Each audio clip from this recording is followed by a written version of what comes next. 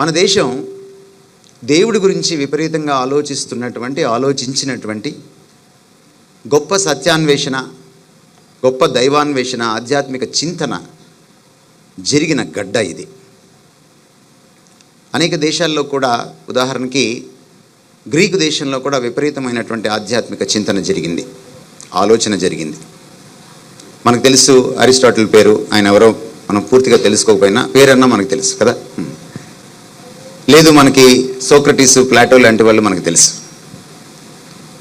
అంతకంటే ఎక్కువగా ఇక్కడ ఆధ్యాత్మిక చింతన జరిగింది. మన పూర్వీకులు భగవంతుడి గురించిన అన్వేషణ విపరీతంగా చేశారు. అనేక మతాలకు అందుకే ఇది పుట్టినిల్లు అయింది.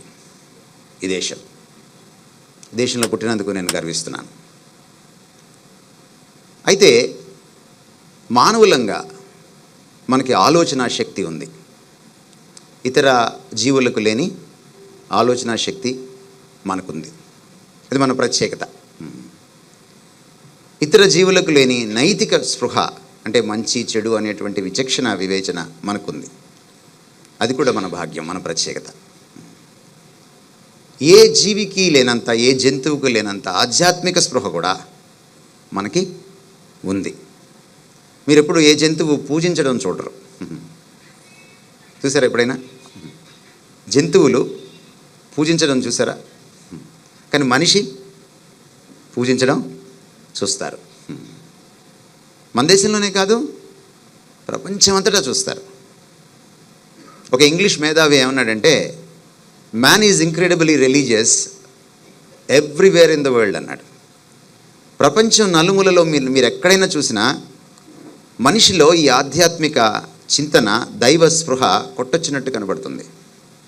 ఇది చాలా ఆశ్చర్యాన్ని కలిగిస్తుంది అంటాడు.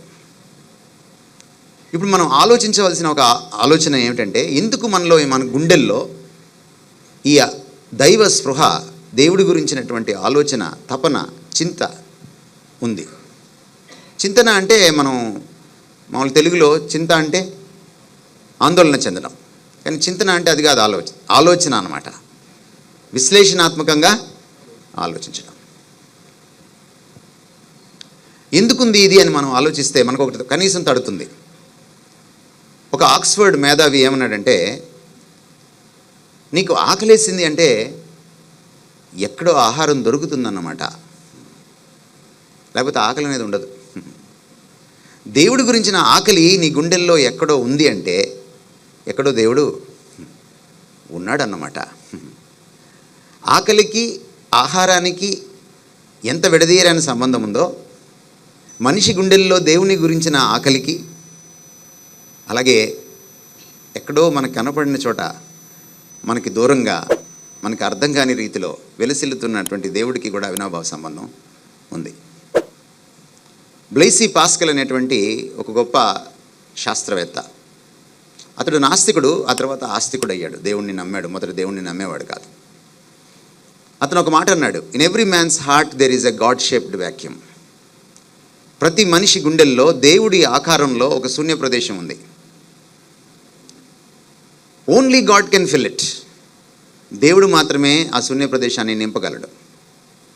మీరు డబ్బు తీసుకురండి, దర్పం తీసుకురండి, దశకం తీసుకురండి, ఇంకోటి తీసుకురండి, పదవి తీసుకురండి, లేకపోతే అందం తీసుకురండి, సుఖ సంతోషాలు, సుఖభోగాలు తీసుకురండి, మీరేం తీసుకొచ్చినా ఆ గుండెల్లో వెలితి పోదు దేవుణ్ణి తెలుసుకునే దాకా.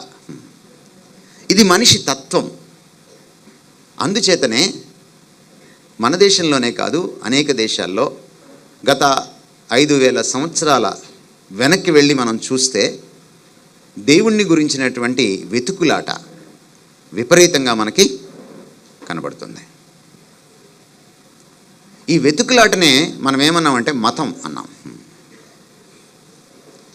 మతం అంటే ఏమిటి? మతం అంటే ఏమిటి? మనం చాలాసార్లు మతం అనే మాట వాడతాం కదా. ఏమిటి మతం అంటే? ఈ మధ్య చాగంటి కోటేశ్వరరావు గారు మతానికి ఒక మంచి నిర్వచనం ఇచ్చారు. అదేమిటంటే, మతి నుంచి వచ్చినది మతం అన్నారు ఆయన. మతి నుంచి వచ్చినది మతం. పెళ్ళైన తర్వాత మీ ఆవిడని ఏమంటారు అంటే తమరికి ఇక మతి లేదని, ఆవిడే మీ మతి అని. స్త్రీకి మతి శ్రీమతి అనమాట.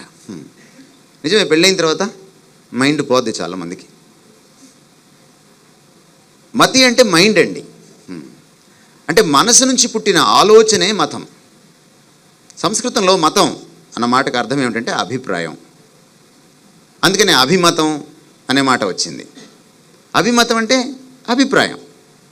మనసు నుంచి పుట్టిన ఆలోచన నిజమవచ్చు, నిజం కాకపోవచ్చు కూడా. మీరు చెప్పండి విజ్ఞతతో, అభిప్రాయాన్ని బట్టి సత్యం ఉంటుందా? సత్యాన్ని బట్టి అభిప్రాయం ఉంటుందా? ఏమండి, అభిప్రాయం సత్యాన్ని మారుస్తుందా? మార్చలేదు. సో మతి నుంచి పుట్టిన ఆలోచన వాస్తవం కావచ్చు, కాకపోవచ్చు, కానీ సత్యం